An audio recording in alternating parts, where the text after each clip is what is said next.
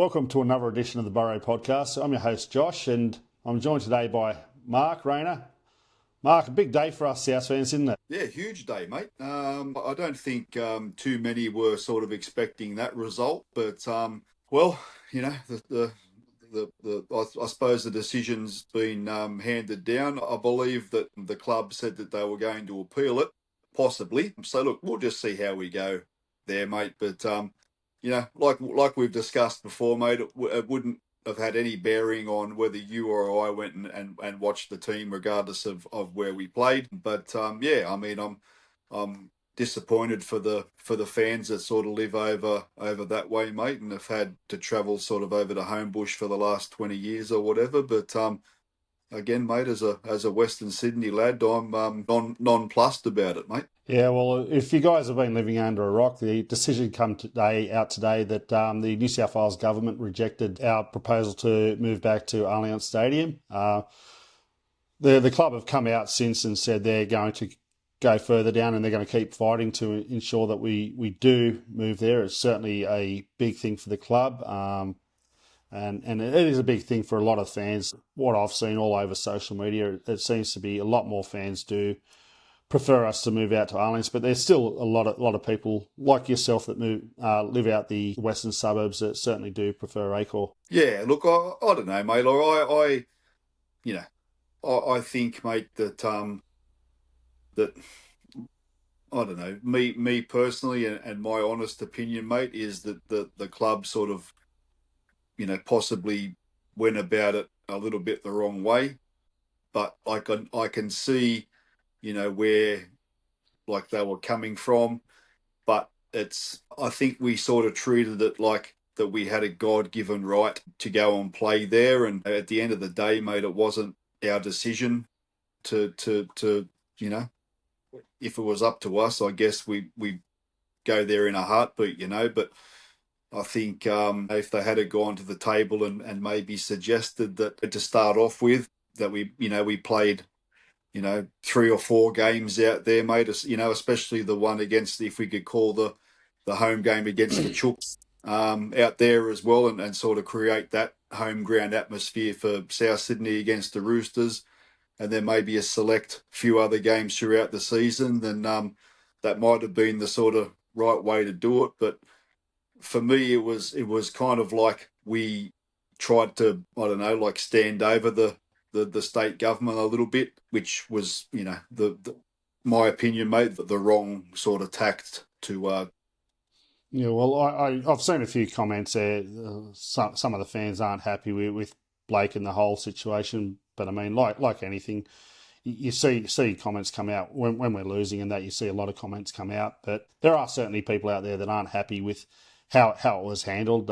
Maybe it could have been handled a little bit differently, but they are certainly going to be continuing to fight because they want to give the fans, the members, also their sponsors and the corporates, the best facilities possible. And unfortunately, at the moment, Acor's not giving us that. We spoke in depth on that podcast that we did with Chaps, Allianz versus Acor. We spoke about the pros and cons. We'll continue, the Burrow will continue to be out there. And we do get a chance to play at Allianz later this year against the Eels. Yeah, absolutely, mate. And, it is. It's world-class facility, mate. It's a wonderful stadium. And, look, I'm sure down the track, mate, it'll get sorted in due course. But I just think that the team over there got it wrong this time.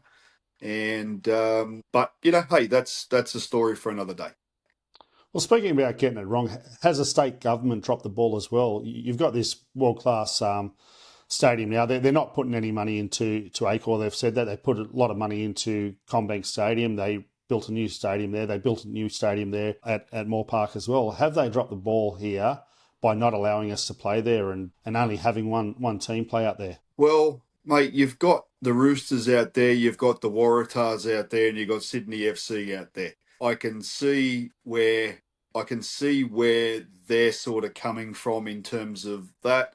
I think it's got something to do with Stadiums New South Wales or something along those lines. Venues New South Wales. Venues New South Wales.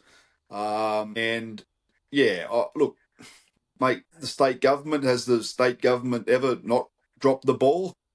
You know what I mean? Like, we're talking about politicians here, mate.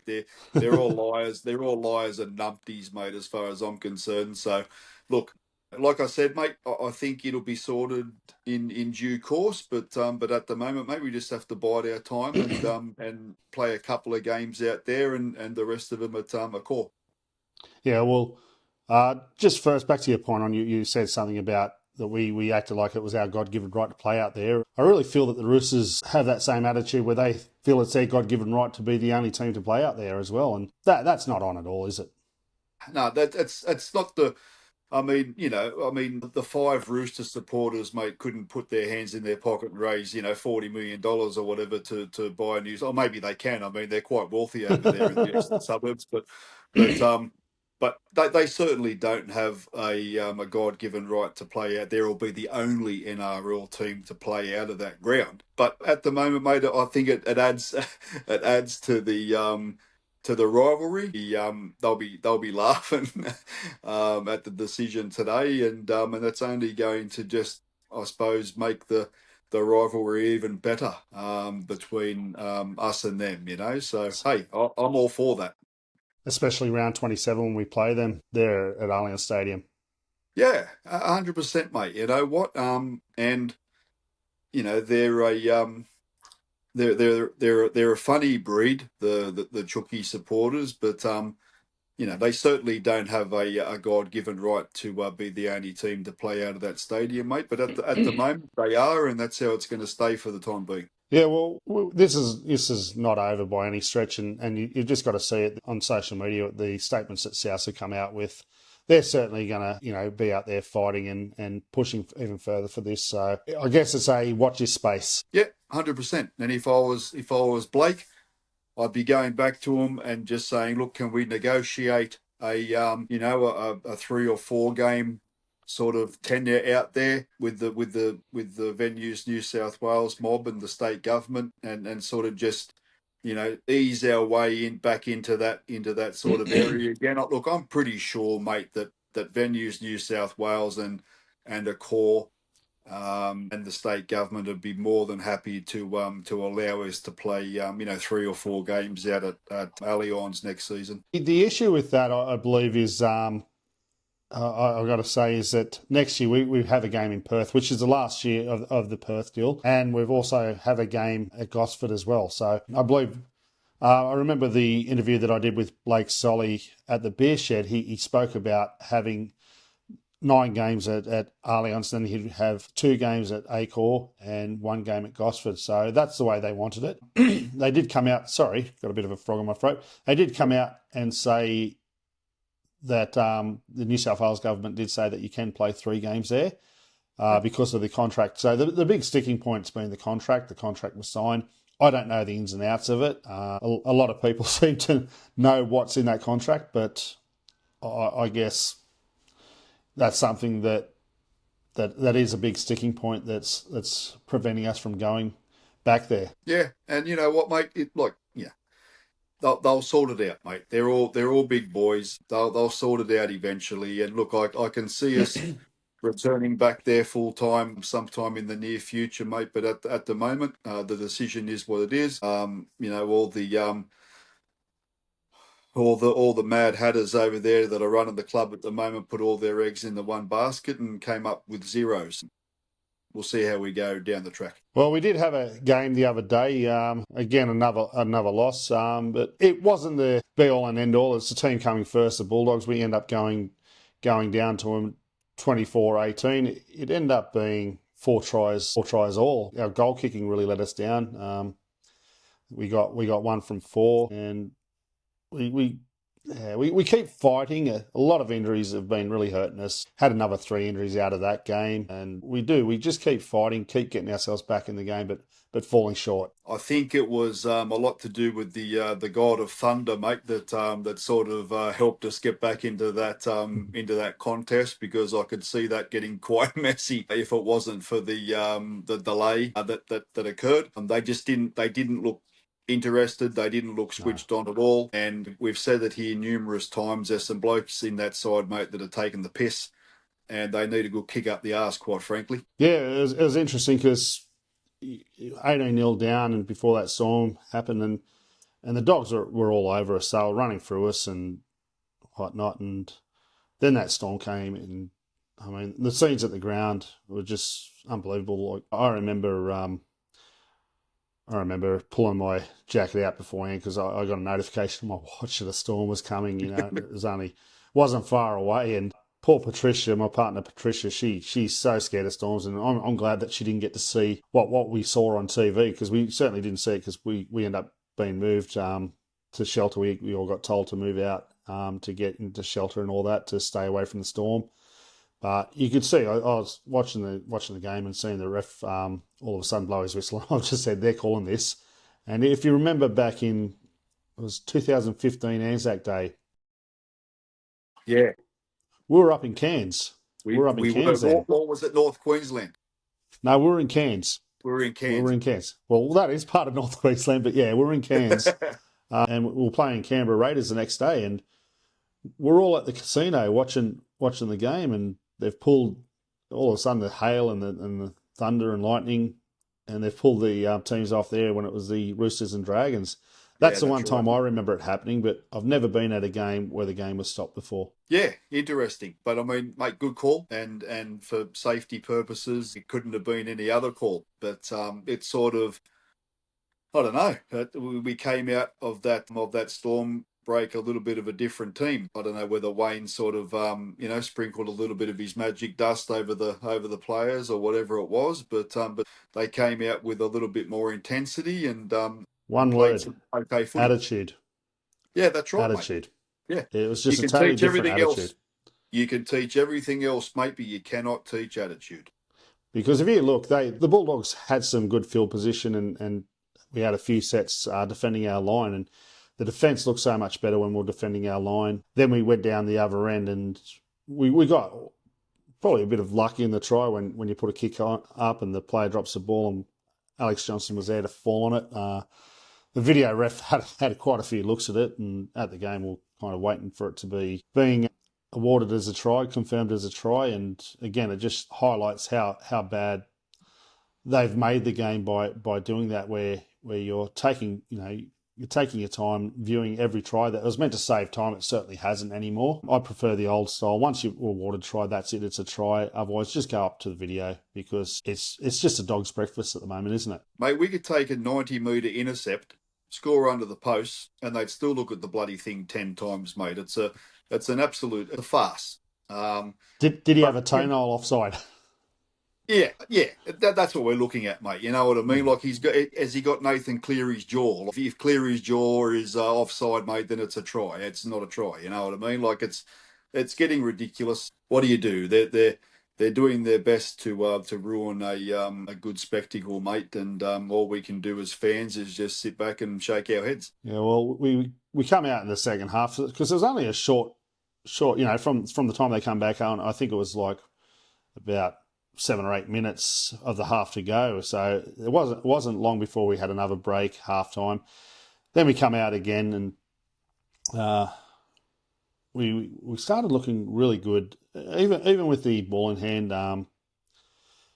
It was 18-4 at half time. It was a poor miss by Jamie Humphries. I thought that was one he should have got. He should have taken more time, because the half time bell already went. But we started looking good. We started moving the ball a bit more. It wasn't just one-off hit-ups and that. We were giving the ball a little bit of air. We got down the other end, and there was a really good try to Tallis Duncan, who I thought was great for us, Tallis Duncan. I thought he's had one of his best games all year against the Bulldogs.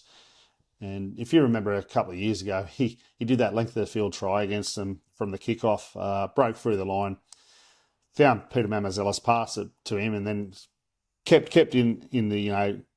with him to get the ball back to run from halfway to outpace the chasers and score under the post to give us a hope of winning that game.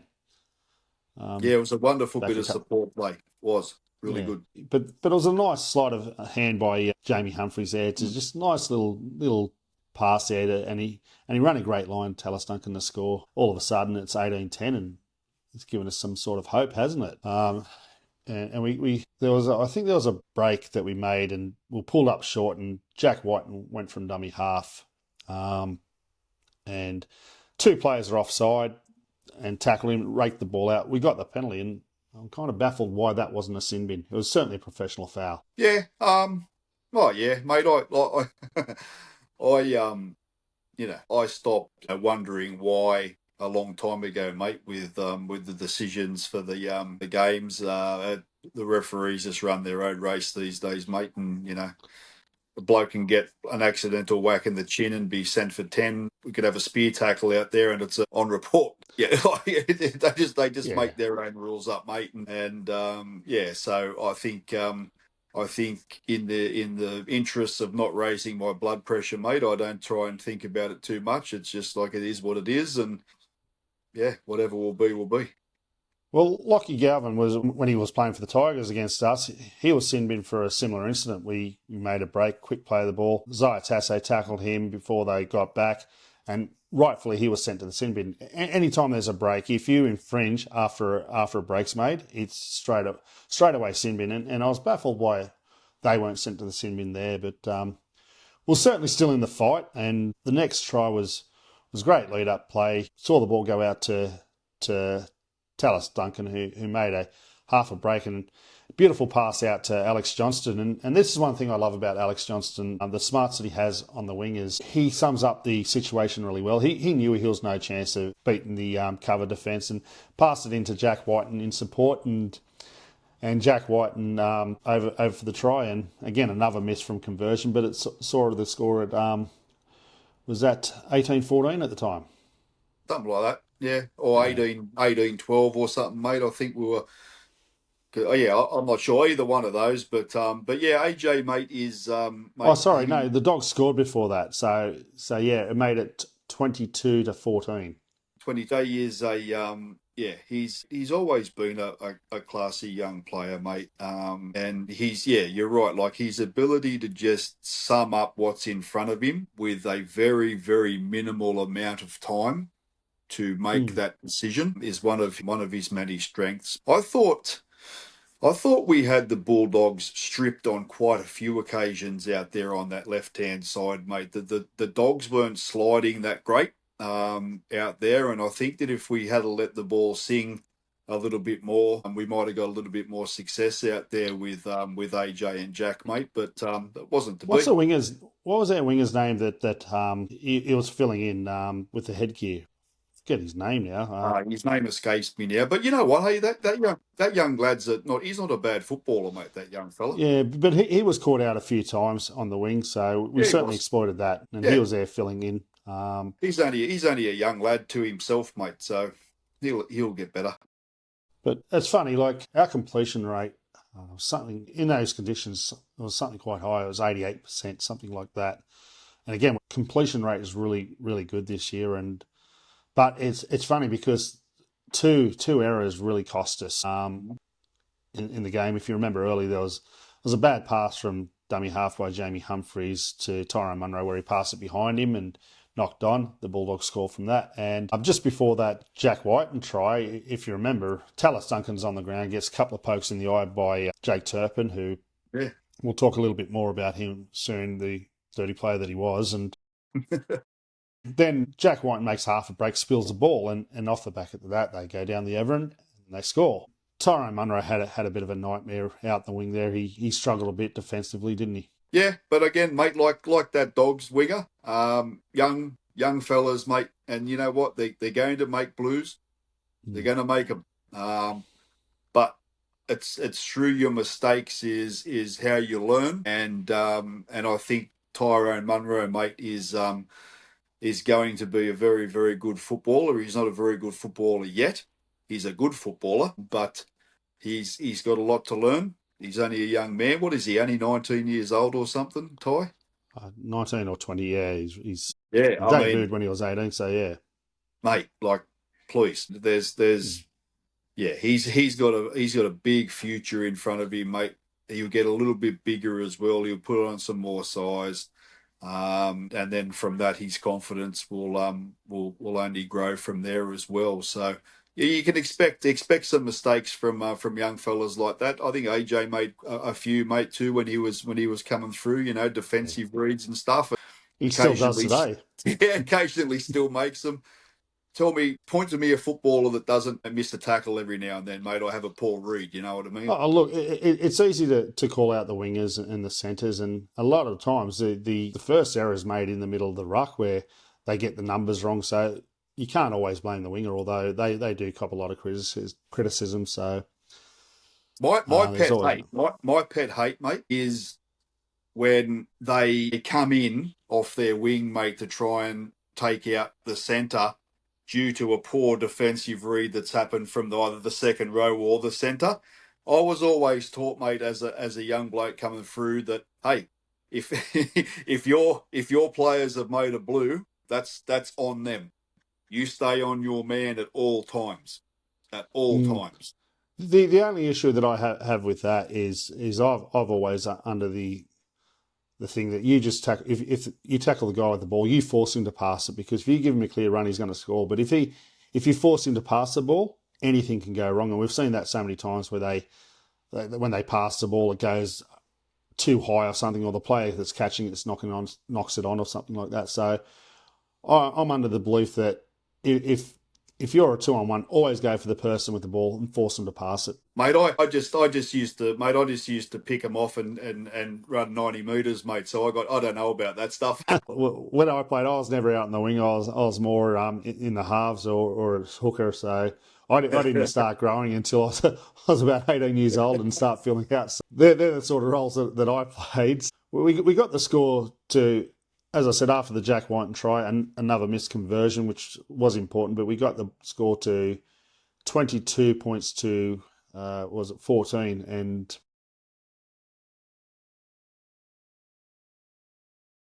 so, as I was talking about before, we were down 22-12 after the Jack Whiten try, and then Canterbury had a penalty, which there was only a few minutes to go, and when they went for two, I was kind of baffled why they would, but they went for two. They got the penalty goal, and then we did that made it 24-12. Then we did the short kick off, and we got the ball back and had a scrum, and the next play was just something we got to see with having a speedy winger like Ty Munro and utilising that, where Zaya Tass put a beautiful little chip through, and Tyrone Munro easily got to the ball and just jogged over to put the ball down and put us within 6. One of the good things about the new rules is that as soon as you score within the last 5 minutes, they stop the clock straight away. So it allowed Jamie Humphries to make sure he was in position, ready to take the quick kick for goal. And unfortunately, again, he missed.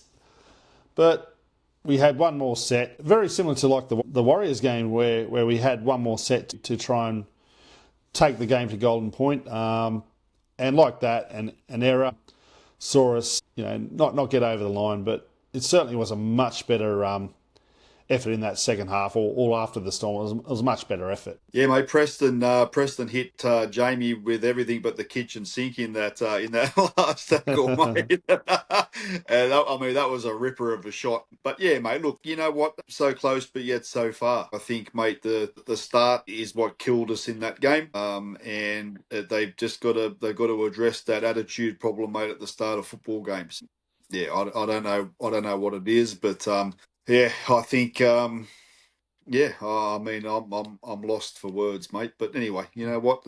They're not. We've got some injuries. They had some players out too. I thought it wasn't the greatest game of football, and I think at the end of the day, mate, the team that played the better footy got the result. Yeah, well certainly you're up 18-0. You're going to be hard pressed. If you're trailing to try and win a game like that. But I thought we had our chances again in the second half. I thought there was times when we had the momentum, but we didn't capitalise, especially when they were down to 12 men with Jake Turpin for that shot on Tyrone Munro.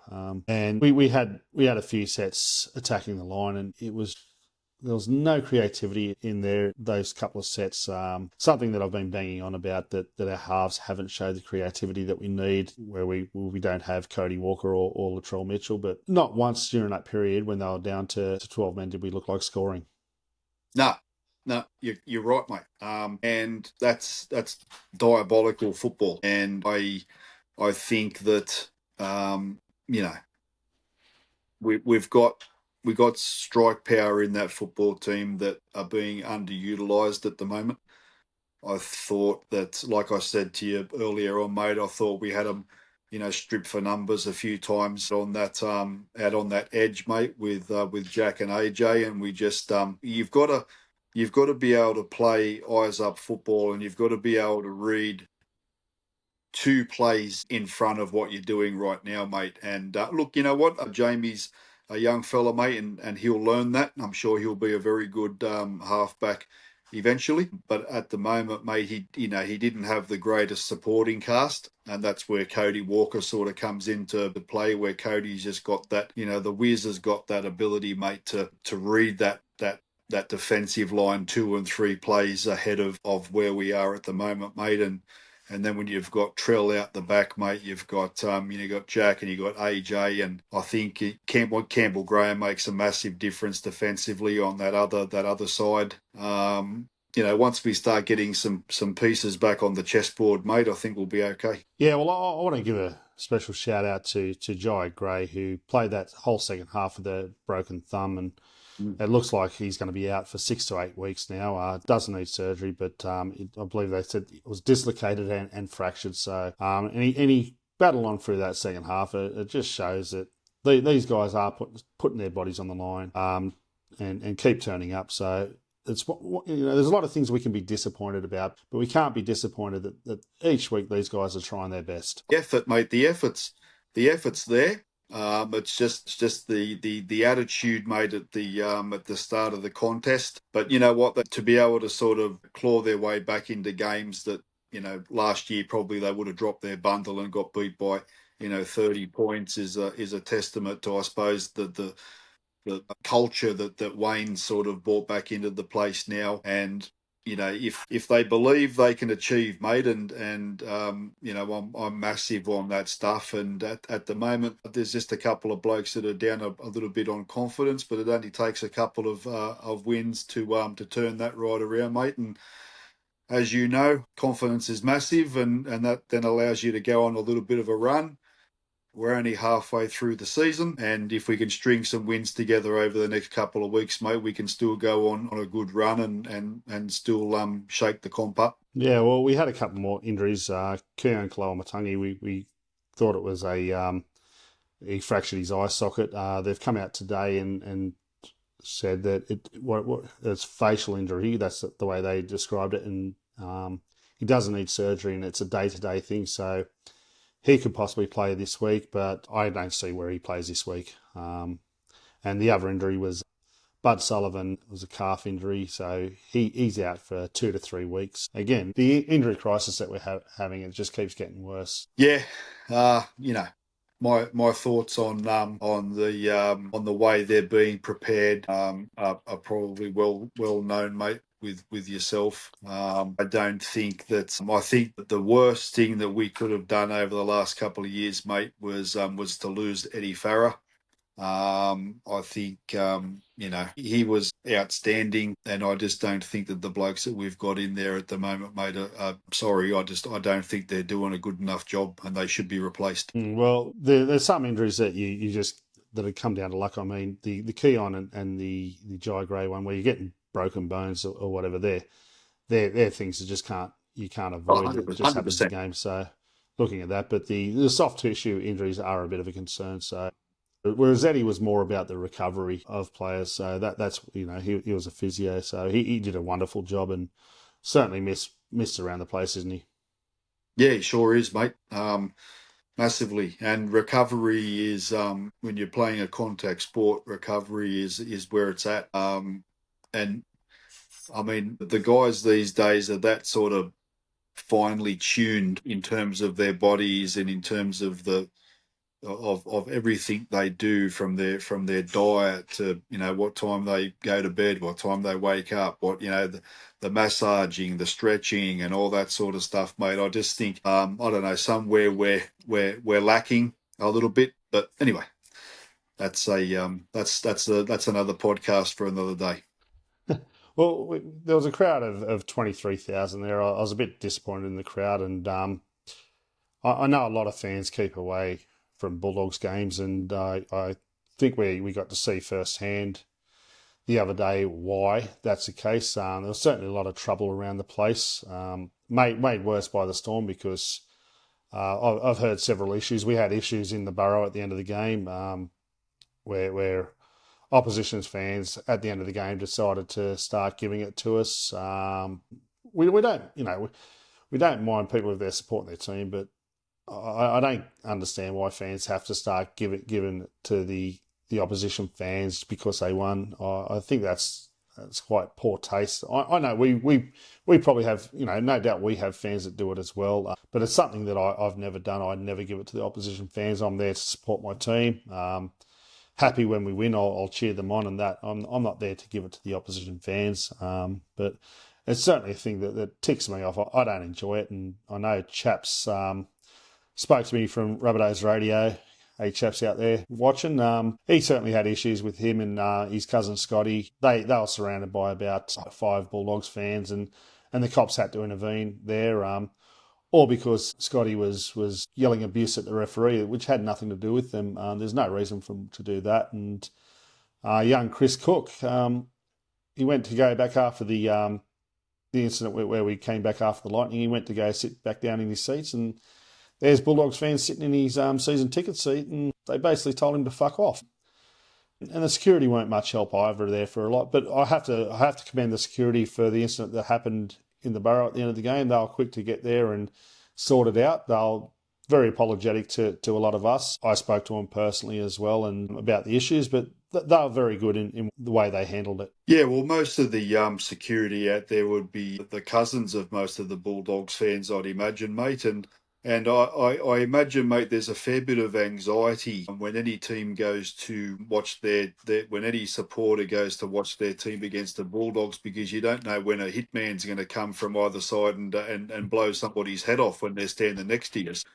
I mean, mate, that's just how it is these days. You get shot when you're ordering a kebab these days, mate. So look, they are a wonderful supporter base, mate. They really get behind their team. In all seriousness, mate, bullshit aside, there's good and bad supporters in every following, but there might be a little bit more heightened, mate. It might be there might be something in the water out there in Canterbury, Bankstown that we don't know about, mate. And but the majority of them, mate, are as you know, mate, they're good supporters, and the amount of them that came up and shook our hands after the 2014 grand final and that sort of stuff was a testament to that. But it's a shame when there's a couple of bad apples that spoil the bunch, mate.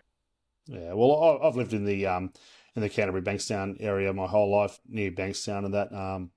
So I only know too well. I've got a lot of mates that I went to school with that are Bulldogs fans and that.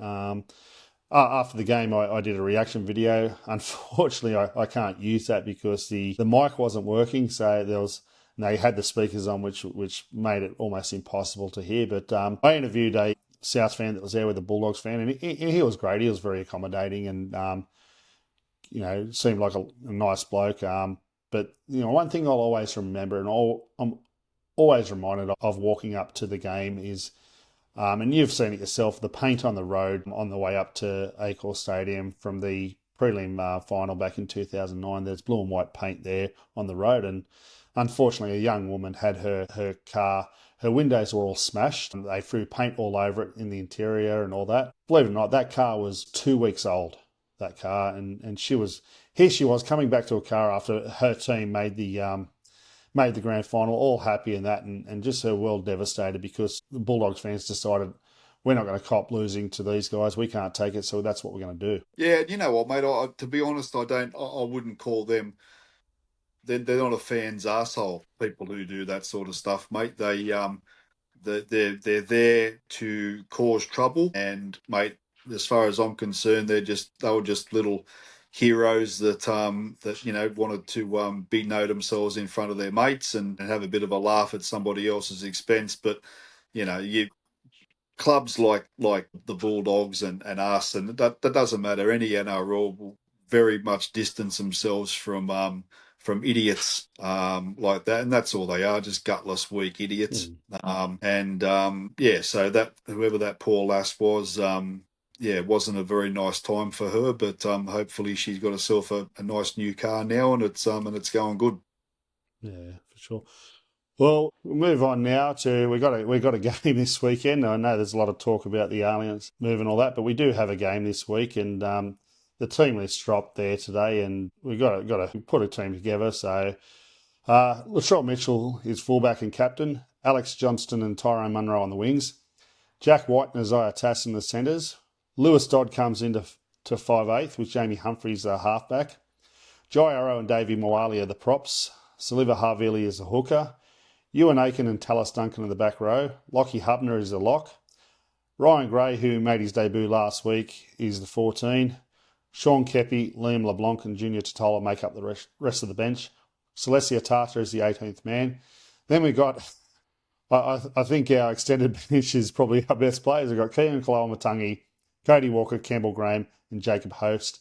And of course, our coach is Wayne Bennett. Yeah, ducks and drapes from the master coach again. I love it. Benny has never changed in 35 years, 40 years of coaching rugby league, mate. He's a master. He keeps everybody guessing at every opportunity. I had a laugh at I think it might have been the press conference before the Bulldogs game when Campbell Graham. he just plays everything with such a straight bat, mate. Benny, mate, you know what? I hope would love for those blokes that have been named on the extended to come into the squad. Look, I'm sure the blokes that are if they don't come in, I'm sure the blokes that are there will give 100% of what they've got, mate. The Storm might be down in troops as well, mate. We don't know. I haven't actually seen their team list. They've announced their Origin players. They have named a very strong side. Yes, I thought they may have rested a couple. They still have that option to rest a couple of players. So they'll see how they come through Origin. Of course, Latrell Mitchell's got to get through tomorrow as well. Yep. But again, mate, like if you want to be the best, you got to beat the best, and I'd love to see us at relatively full strength and them at full strength, and just two good football sides going at it, mate. It should be a good game. Yeah. Well, we started with a new segment last week. It's Cody's weekly stats, and this week he'll give you some stats about the upcoming game against the Melbourne Storm. Hello, ladies and gentlemen, and welcome back to my weekly segment, Cody's Footy Stats, where I'll be going over our opposition this week, which we play the Melbourne Storm at Accor Stadium, kicking off at 7:35 p.m. on Saturday. With the Storm, we don't have the really best record against them. We've played 42 games. Melbourne have won 35. Unfortunately, we only have won 7 games, which is one of our worst records we've had against any team currently in the NRL. We have played 11 games at Accor Stadium. Melbourne have won 8. The Rabbitohs have won 3. Our biggest win against the Storm was back in 2003, where we beat them 41 points to 14 at Aussie Stadium, or the SFS as it's now known, or back at the old SFS. And our biggest loss, unfortunately, was back in 2017, where we got flogged by them 64 points to 6 at Amy Park. Our biggest crowd against the Melbourne Storm was at Accor Stadium in 2013, where we had a crowd record of 32,671. We have also won 3 of our last 14 games only against the Storm, dating back to 2018. Craig Bellamy has won his past 14 games against Wayne Bennett and NRL's coaching sides. Alex Johnson has scored 91 tries from 96 games at Accor Stadium. The Rabbitohs have never won back-to-back games against the Melbourne Storm. We have been close, but unfortunately, we have never won back-to-back games against the Storm. Anyways, guys, that's going to wrap it up here. If you'd like to check me out, I've got a YouTube channel called Cody's Footy World, where you hear my reactions from across the footy and live streams. Make sure you go check me out on YouTube. Thank you, Cody. He's getting better at that, so he loves doing that, and he loves his stats. So we'll keep that coming on each week on the podcast, where he'll give his weekly stats for the upcoming team. So, but we're certainly backs up against the wall. We're dropped down to 15th on the ladder now. We're 2 points from the wooden spoon as well. That's how tight.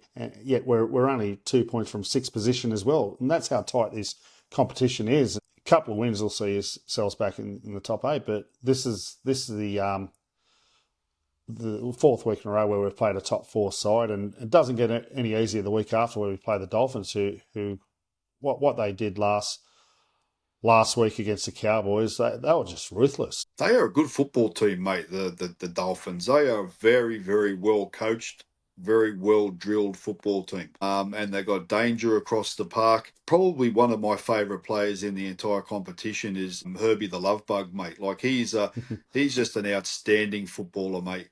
He's smart, he's athletic, and mate, he's if you're looking at a rugby league centre, mate, he's the complete package of what you'd be looking for if you were going to go out and recruit a centre.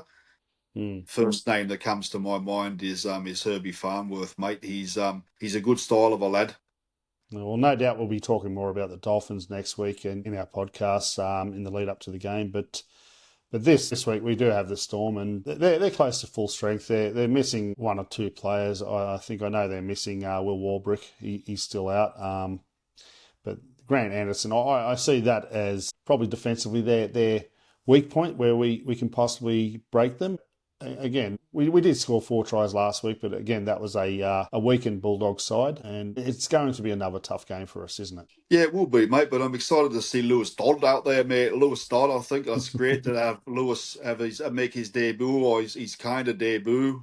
A little bit more of a game time for Lewis this weekend. I think, you know what, mate, I think the little Pom has played as well as he can play in the Reggies, mate, and deserves his spot. I would have liked to have seen him have a crack a couple of weeks ago, but he's in there now, and we'll see what he can do. One thing that Lewis Dodd has is a very good kicking game. I think he's got the best kicking game in the club. Having Latrell back as well will help with the kicking game, especially getting us out of trouble. And Lewis Dodd, especially short kicking game's been very good as well. Still not engaging the line as good as he can, and he's not creating as much, but we just need him to be able to defend a bit better as well. I think we've seen in the Charity Shield, St George exposed him defensively. The Melbourne Storm, when he came on against the Melbourne Storm down for Anzac Day, he was exposed early on. He came off the bench there and he was exposed when he did come on. And it's an area that I hope he's really worked on and improved on. Yeah, look, mate, I don't know, man. I think he's not a big half by any, like you compare Lewis Dodd and his body type to say a Cherry Evans or even a Jamie Humphries or somebody along those lines, even Hughes, who we're going up against this weekend, mate. Very, very big bodied halves. And Lewis is only a I'm not going to say he's a slight fella because he's fit and he's got a good build on him, mate. But sometimes that does make all the difference. That extra couple of kilos makes a lot of difference when you're defending. But you know what, mate? I think now's the time. Just give him a crack. Leave him there. Leave him in the side, Wayne. I think if we're going to be paying a bloke $700,000 to languish in reserve grade, mate, just put him in. He can't go any worse. Well, actually, he can, but we hope that he doesn't. I really hope that he comes out and has an absolute cracking game against Melbourne on the weekend and proves some of the doubters wrong. Yeah, look, I'm probably different from you. I don't care what price there is on a player. If they're not performing or if they're not good enough, they should be playing New South Wales Cup. And if that's the case, if they can't get out of that, getting their price, then maybe it's time to tap them on the shoulder, see if you can get rid of them. But certainly the price tag is kind of holding us back, isn't it? Well, who's the dickhead that signed him for $700,000, mate? You know what I mean? Like, you got to ask yourself these questions. I mean, like, it's mind-boggling. But anyway, I can point the finger at a lot of people in our club, mate, that have done some stupid shit over the last couple of years, and people need to be held accountable for things like that, mate. And there seems to be some sort of little, there's a boys' club in there, and sometimes I just get the feeling that they can do whatever the hell they please and not have to be held accountable. But tell you what, if I was running the show, mate, I'd be arseholing a lot of them. Yeah, well, I know they've done quite a few things wrong with the recruitment and that, but I want to give a rap to Brent Hill and Dave Ferner. They're getting a lot of young kids coming through, and we won't see the rewards for that just yet, but in the next year or two, we'll start seeing that. Some of the young kids that are coming through that's starting to make their mark. We had Taj Alvarez, who made his Jersey flag debut last week, and if you've seen the highlights of that, I think Chaps or Brownie put up a highlights package of him where it's just kid looks something special, and him you got Matt Humphreys, Charlie Poynton he was playing fullback in Jersey flag, so a lot of those guys from the SG Ball have moved up to flag now, and we're on the cusp of seeing ourselves rewarded for that, and these guys, as I said, Brent Hill and Dave Ferner are doing a tremendous job there for our pathways, and we'll see that reward in another year or two. Yeah, and I'm excited for that, mate. I think some of these kids are, like you said, mate, they've got a lot of good ability, but the transition from flag ball to New South Wales Cup and then the first grade is a mountain and a molehill, mate. And a lot of kids that are promising, in the lower grades, they don't always transition into the top grade. Body type, not probably the biggest aspect, and I just hope that for the sake of the club that they do come through, they do have the ability to make that transition, and most importantly that we can hold on to them. Well, there's a young prop that he was another that played his first Jersey flag game. Johannes Logan, I believe his name is. Big young kid, and he would have been playing in the under-19s had it not been for injury for New South Wales. Elijah Kung's another one who's out injured at the moment. He would have been playing for Queensland, but these are some of the young kids that we got coming through that we can get excited about. Hopefully we see them able to transition up to flag and then into New South Wales Cup and eventually into playing NRL. And it's something that we've lacked in the last couple of years where if you remember, there was a period where we got someone like when we got Junior Totola, he came over on a trainer trial deal and all of a sudden hit the ground running and he never looked back. And we brought Mark Nichols over who was hanging around in New South Wales Cup. We got him and he became a regular first grader once he came to us. Hame Sele was another one. Yeah, the goat. The goat. But Hame Sele, another one who we got languishing in New South Wales Cup. And whilst the injuries hurt him a little bit, once he started playing, getting regular football, he looked very good. And I feel we're lacking that sort of player that hopefully we can find another one or two of those sort of players that we can bring up and Wayne get the best out of. Mate, I'm excited to just yell out Johan. How unreal will that be, mate? That'll be fantastic. But yeah, he's a big lad, and he's got good footwork at the line as well, mate, and a pretty sort of crafty offload as well, and that's very rare to find that in such a young front rower. But mate, let's just bring them through, keep them, and see how they go, mate. You can, like I said earlier, mate, the transition from ball flag first grade is Mount Everest, mate. And for every 5 players that you look at and go, oh yeah, I think they could make the leap, only 1 or 2 do. Yeah, be interesting next couple of years, mate. That's for sure. But they've got to get the mix right, and otherwise, mate, we're going to have a great engine room and a shit back line, like, you know what I mean? Like it's very, very hard to build a complete NRL side, mate. And I think we've injuries haven't helped the last couple of years, mate. If we could have had everybody on the park and fit and firing, then it might have been looking a little bit different. But that wasn't the case. And you've also got to have some fair depth. We've got blokes that have been able to come in and do a job for us. But you have a look at a team like Melbourne, mate, who have that next player up mentality. They just, they seem to just have this wonderful production line of blokes. And once they come in under Craig Bellamy, they just he just has an outstanding knack of turning average footballers into very, very good footballers.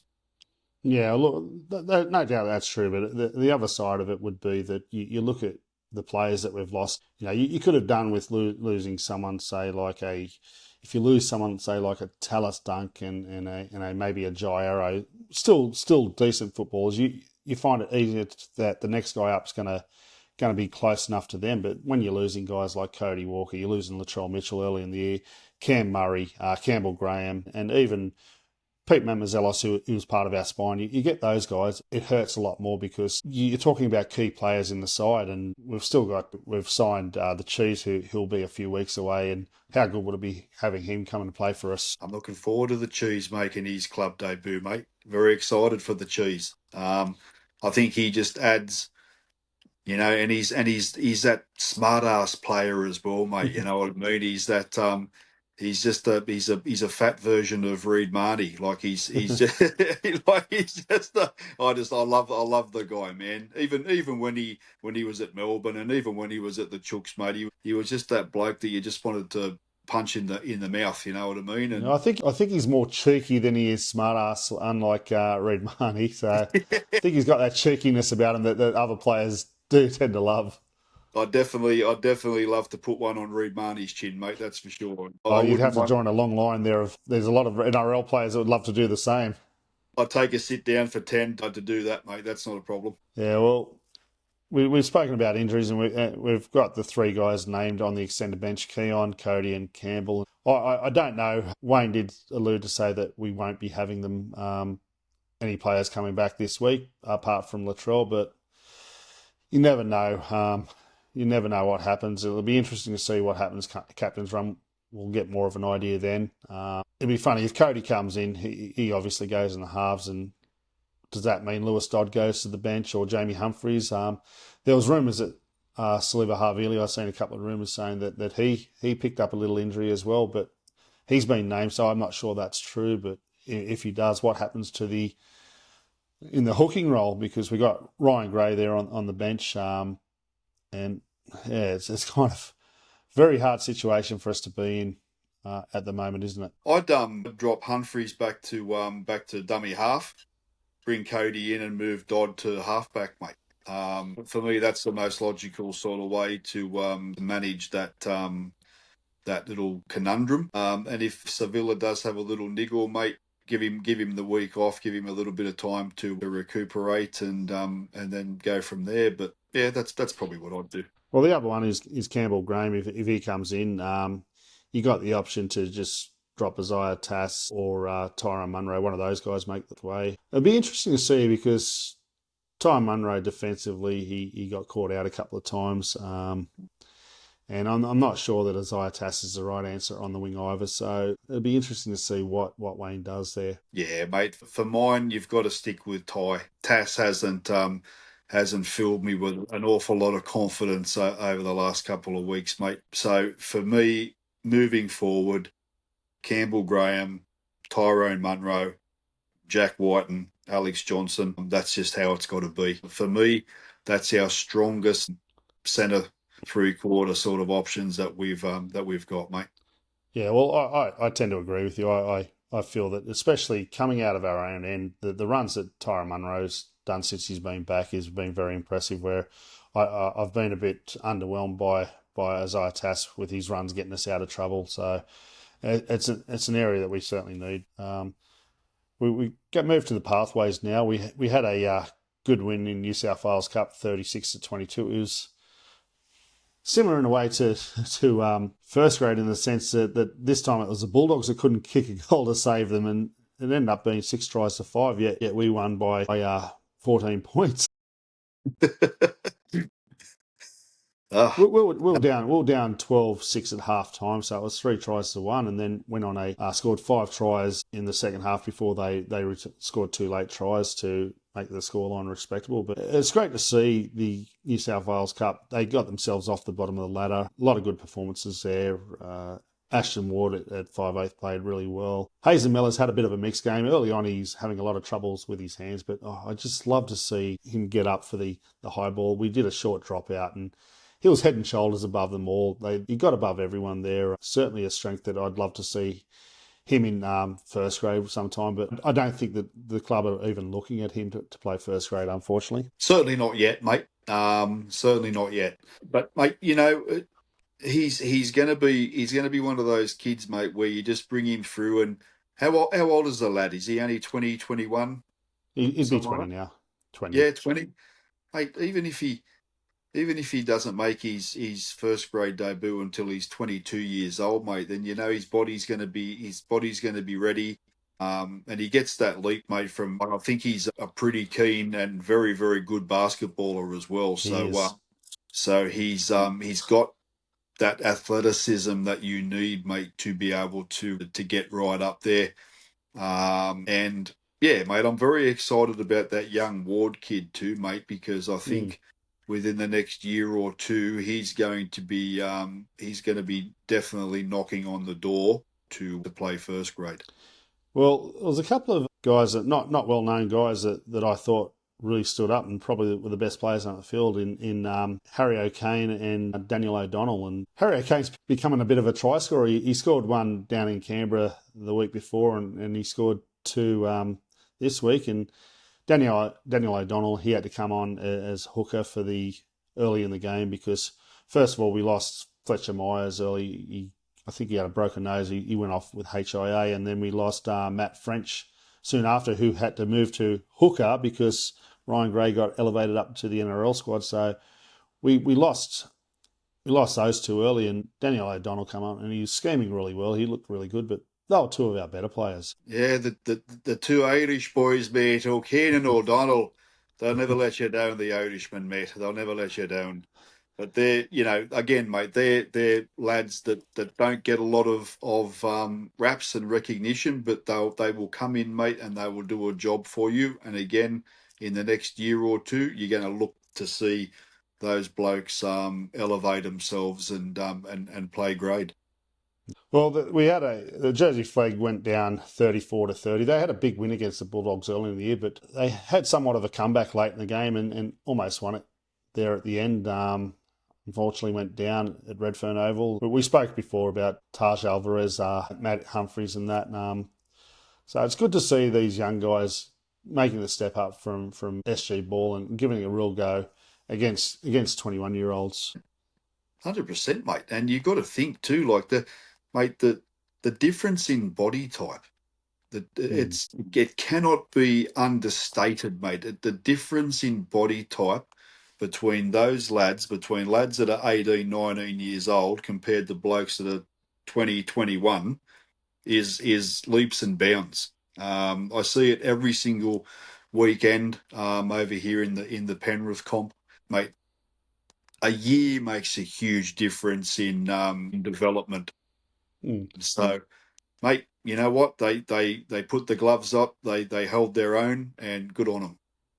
Well, Matt Humphries this week, it'll be his second time in New South Wales Cup. He's been called up to play New South Wales Cup this week because Lewis Dodd's playing first grade and that. And just to see the guy, he played early in the year in the trials. He played a bit of first grade in the trials for us as well. And he's not scared of the tough stuff. He's a very good defender. He's very much an organising halfback, which is something we've been craving for since Adams left us. So who knows? Playing a bit of New South Wales Cup this year could see him play NRL as early as next season. 100%. If you're good enough, you're old enough. Simple as that. Mate. Well, we do have a triple header this week out at Acor. We've got all three grades. I know Chaps is getting the privilege of calling the two lower grades there on Bar TV, so he's excited to be there at Acor calling a game, and well done to him. He does a great job calling the games, doesn't he? Yeah, he does, but I feel like he's lacking a really good offsider, and see, that's where I could come in and help Chaps out. So, Chaps, you got my number, mate. I'm here. I'm waiting for the call. Oh, there's a bit of a line there, so you may have to push in a little bit. I'll push in, mate. Don't worry about that. I'll push in. Well, we'll go back to the Storm game. We've got a pretty poor record against them, as Cody alluded to in those stats. We've only won 7 games. What are some of the standout games for you?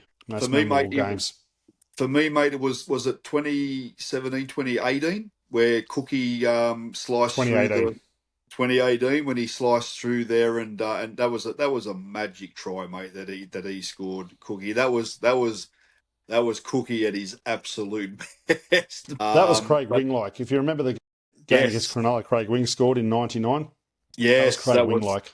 that was a perler, mate. And yeah, I mean, look, there's been for me as well, mate, and I have to make mention of it. I remember you and I sitting in the stands at what's their home ground Amy Park. name? Amy Amy Park, Park. and we were The year down. before. We were down. What was it? 70. Oh, it was 60, I forget, 64 to, we ended up scoring to, 64-0 at the time, or 62-0 at the time, sorry. And we still had the audacity to jump up and sing, mate, when we scored that try. And even like the Storm supporters around us, mate, just sort of looking around and clapping us, mate. You remember that? That was actually really cool. It was not a great result at all, but I just thought that stuck out for me as well, mate. Yeah, that moment did, but the game itself, I just want to wipe, and it was pretty much the end of Madge after that game. That was the writing on the wall for Madge there, that game. But a couple of games for myself, I remember we had back-to-back wins, or not back-to-back wins against them, but 2 years in a row we beat them at the SFS. In 2003, we beat them 41-14. I remember the try that Brad Watts scored. He showed up Billy Slater. He didn't do too much in his career, but that's something that he'll always remember. That he showed up one of the best players. I mean, he was only very young at the time, Billy Slater, obviously, but he can always say that. And Wise Catavarata hat trick that day, but that was our biggest ever win. There's a blast from the past. But yeah, we won that 41-14, which is our biggest ever win that Cody alluded to before. And the year after, Artie Katinas' first game as coach, we end up winning 26-24, and that was off the back of a Joe Williams masterclass. And I remember early on, Alex Chan just I think it was Brad Watts again. He showed him up and stepped in this big front row and stepped Brad Watts, doing what Brad Watts did to Billy Slater the year before. He ended up scoring 2 tries that game, Alex Chan. Yeah, Joe Williams masterclass that game, and we ended up winning. And I remember the scenes of how happy Artie Katinas was. Hail King Arthur. Joey Williams, mate. What, mate? I'll tell you what. Like he was a wonderful little footballer, mate, and he's an even better bloke. And yeah, having makes you proud to have blokes like him, play for your club, mate. I think he's an outstanding fella, Joey Williams, and does a lot of wonderful things for his community. Yeah, well, I've had a lot to do with Joe over the years. I was there for his first ever boxing match down at the Croatian club at Punchbowl. So I went and seen him there and whatnot. He had a lot of mental demons through his playing career, but he uses his experience now for good. He does a lot of, as you said, does a lot of great work for the community, and certainly making people aware of men's mental health and doing a great job. So, Joey, mate, we're very proud of what you've done after your career and you continue to do now for the community. Absolutely. Always. Well, that about wraps us up for today. We certainly had a lot to talk about. We had a little bit of issues there with the internet connection over there for Mark. We do apologise for that, but we did get through it anyway. We've got a few announcements to make. Again, this week I'll have the scarves available. You can see there that Shaq's holding them up there, so come and see me if you want them. We've also got a bus to Manly. Let us know if you want to be part of the bus. We've still got a few spots available. It hasn't been confirmed yet. We need to ensure that we do get the numbers to be able to put that on. But if you're going to Brookvale Oval, get a ticket for the Southern Concourse. Get out to the game, support the boys. They will appreciate it. But we'll have a bus there. We'll pick everyone up. It's the South Juniors bus. We'll pick everyone up from the juniors there. About midday that day, maybe about 12:30, and then it'll drop us off there after the game, and hopefully we'll go back celebrating a win. And next week we play the Dolphins. We're in Bay 317. We're also in Bay 317 for when we play the Broncos. If you can't get tickets in that bay, make sure you get it for 318. You'll be near us. Certainly the South East Queensland supporters up there, they bring the noise, and we get a good crowd up there. And the other game is the Gold Coast. Get tickets for the GA away supporters bay. Again, you'll be there with us, and that's certainly a home game. You've experienced that up there at the Gold Coast, haven't you, Mark? Oh, yeah. We've had a few memorable nights up there on the Gold Coast, mate, and maybe some that weren't so memorable. Well, I mean, I didn't remember at the end of the next day anyway, but that's. Sadly for you, I don't drink and I remember it all. Oh, you don't have too much to be ashamed of, but certain guy like Steve Zonta, bringing the guy back to his hotel room to be kind and letting the guy crash in his room only to be robbed by him. A pothole, one of your best. Well, I actually seen him the other day. He was out at the game. He come up from Melbourne and he was there with his girlfriend. So shout out to you, Steve, mate. It was good to see you the other day. We love you, Steve-o. Anyway, any last thoughts before you go? No, mate. I just hope that the boys have put a decent effort in on the weekend, mate, and Queensland. Yes, of course, State of Origin tomorrow. Go the Blues. And as Mark said, Queensland. Anyway, for now, I'm your host, Josh. We'll be back next week for another edition of the Burrow podcast. And I'm joined here by Mark Rayner. Go the Rabbitohs. Go the Rabbitohs. South Sydney!